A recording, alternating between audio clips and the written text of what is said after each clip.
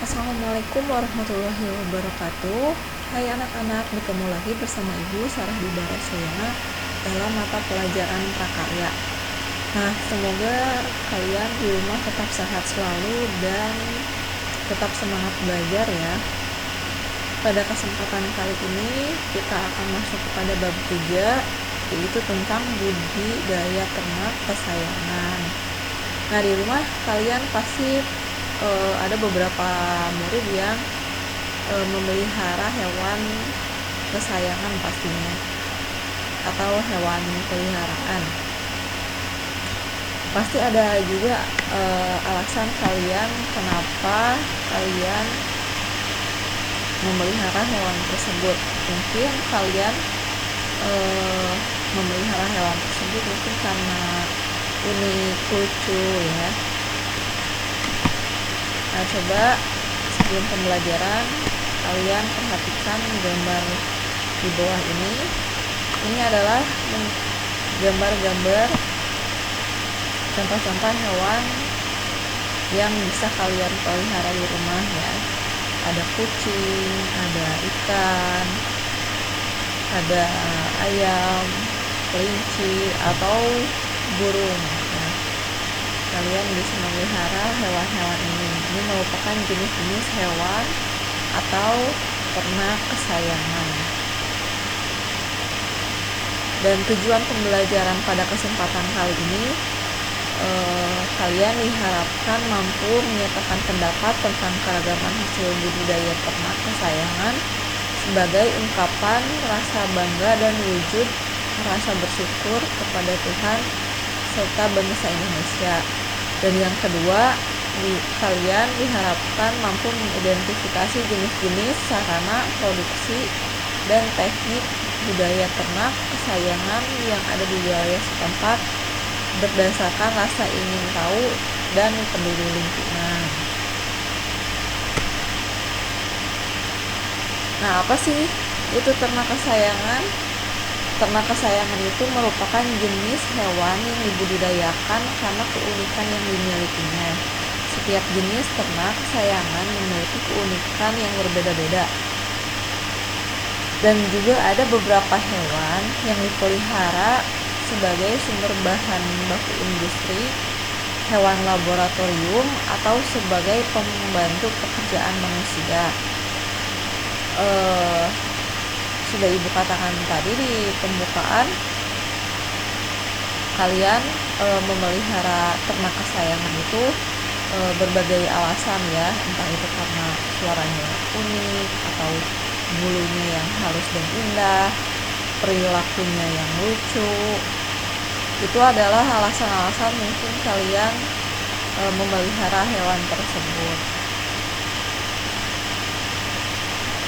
Nah, adapun jenis-jenis ternak kesayangan yang pertama, contohnya itu ada kelinci. Kelinci ini dimanfaatkan untuk diambil dagingnya atau kulitnya dan untuk kepentingan berbagai pekerjaan di laboratorium, dan berbagai bangsa kelinci dikembangkan karena keindahannya. Kalian pernah makan sate kelinci? Enak nggak?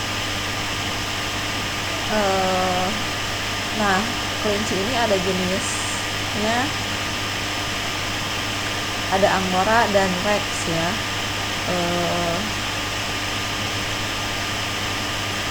Dan hewan atau kelinci yang suka kalian pelihara itu biasanya kelinci Angora ya. Berbeda lagi dengan kelinci pedaging ya, yang diambil daging atau kulitnya. Dan juga kelinci ini bisa dipakai jadikan kelinci percobaan. Kalian sering dengar kelinci percobaan? Kelinci itu bisa kita jadikan sebagai bahan pengamatan ya di laboratorium. Dan juga kelinci ini berkembang biak secara melahirkan dalam waktu hamil sekitar 30-32 hari. Dan kelinci ini bisa melahirkan sebanyak 6-8 kali dalam 1 tahun. Nah, hewan selanjutnya yang bisa kalian ternak di rumah itu adalah hamster. Hamster itu merupakan hewan kecil yang termasuk ke dalam ordo Rodentia ya. Rodentia ya. Hamster ini termasuk ke dalam hewan pengerat.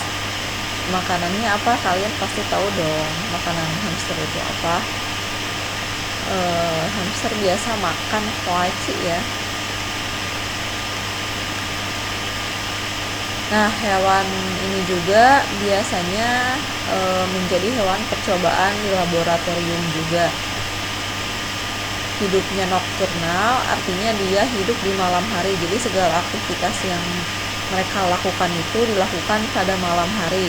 Contohnya hamster mencari makan, mencari pasangan, atau bermain itu biasanya dia pada malam hari. Jenis-jenis hamster diantaranya ada hamster Syria, Campbell, Winter, White, Rogovski, dan Cina.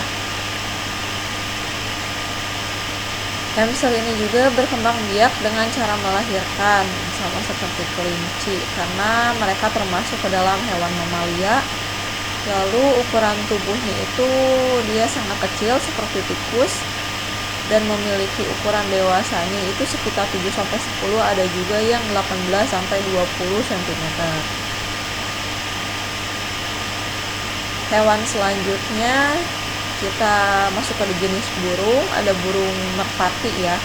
Bisa dikatakan merpati ini adalah burung yang paling setia.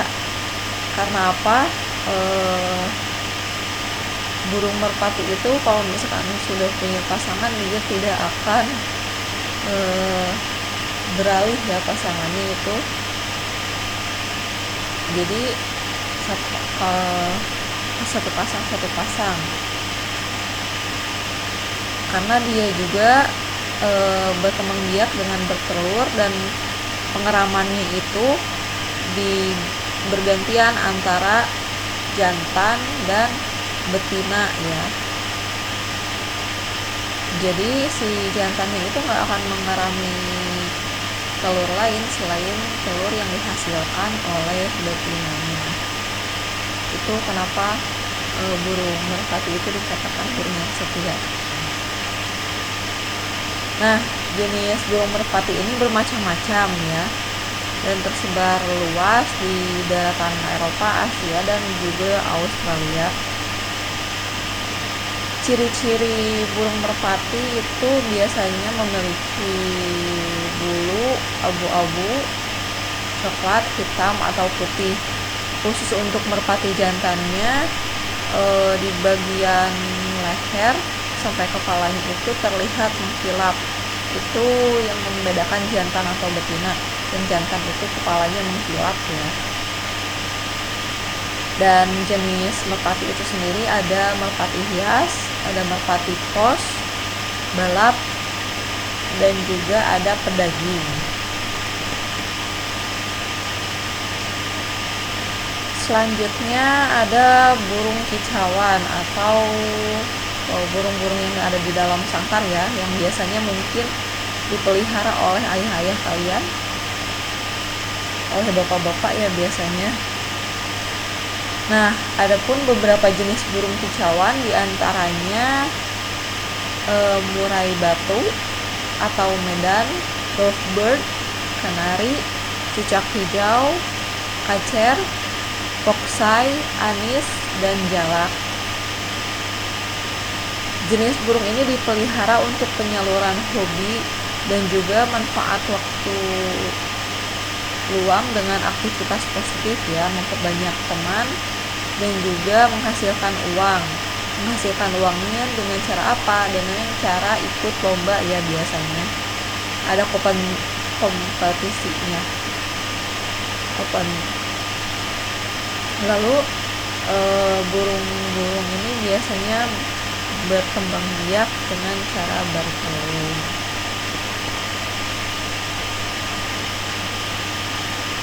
Adapun sarana dan teknik budidaya ternak kesayangan.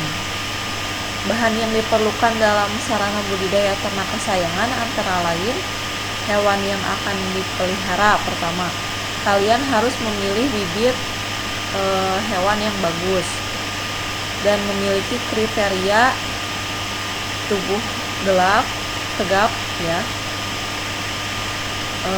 tidak cacat, gerakannya gesit dan lincah, dan juga bulunya halus, mengkilap, tidak rontok, pandangan matanya tajam, terus nafsu makannya juga baik, dan juga bagian kakinya tidak bengkok. Pokoknya hewan yang akan kalian pelihara itu atau bibit yang kalian pelihara itu tidak cacat.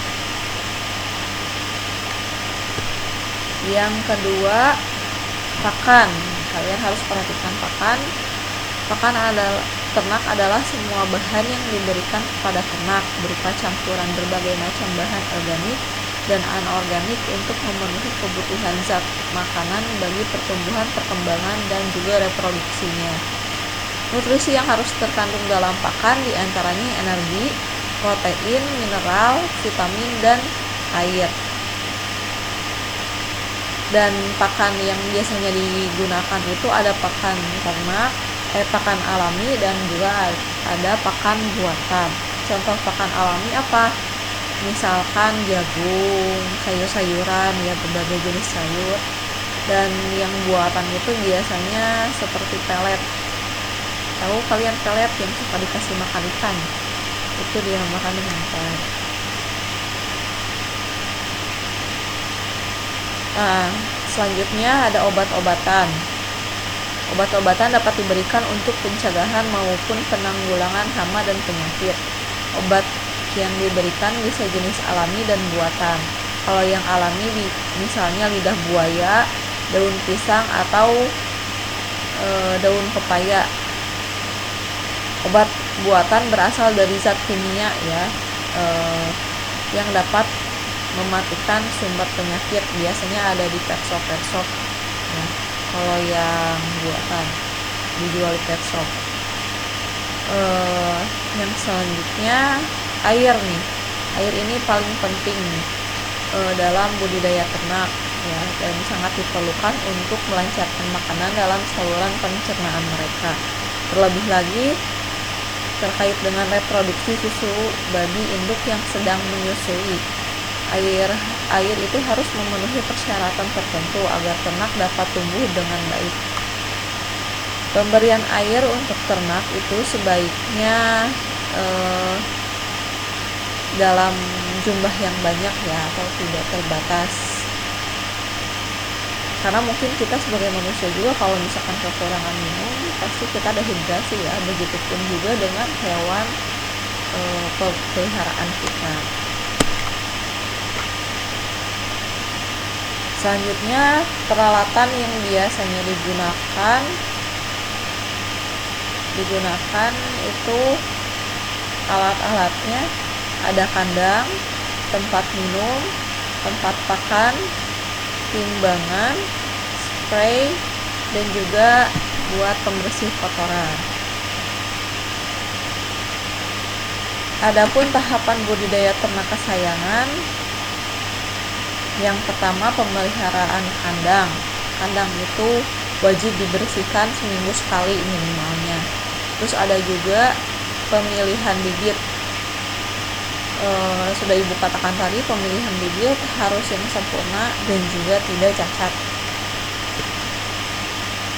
Yang selanjutnya ada pemberian pakan. Pakan merupakan faktor utama penentu produktivitas ternak. Biaya pakan menempati 60-80% dari jumlah total biaya usaha peternakan ya. Pakan yang diberikan berbeda-beda sesuai dengan jenis ternaknya apa, umur, dan juga produktivitas ternak. Yang keempat, pencegahan hama dan penyakit. Pada umumnya pencegahan dan pengendalian hama dan penyakit dilakukan dengan menjaga kebersihan lingkungan kandang. Sudah ibu katakan tadi, pemeliharaan kandang itu harus dibersihkan minimal seminggu sekali. Dan juga pemberian pakan yang sesuai, juga memenuhi gizi, serta penyingkiran segera mungkin ternak yang sudah mati.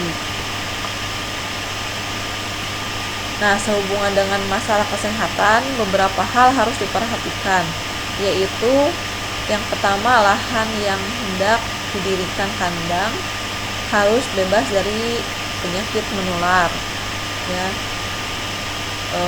Yang kedua, kandangnya harus kuat, aman, nyaman, juga bebas penyakit. Yang ketiga, periksa kesehatan ternak yang baru dibeli. Jika terdapat tanda-tanda kurang sehat, ternak dapat segera diobati. Yang selanjutnya, jaga kandang dan lingkungannya agar tetap lembab dan juga bebas dari genangan air, karena genangan air juga bisa mengundang nyamuk ya. Lalu selanjutnya, lakukan penyemprotan disinfektan atau proses penyucian kandang dan lingkungan sekitarnya. Apalagi sekarang lagi musim virus corona, jadi lingkungan itu harus bersih, disemprot disinfektan. Begitupun dengan kandang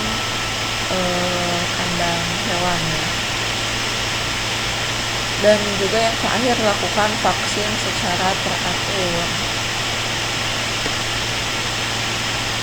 Nah, untuk pembelajaran kali ini cukup sampai di sini. Adapun tugas yang harus kalian kerjakan ya di atas ini, ini adalah tugas untuk hari ini dan dikumpulkan juga hari ini ya.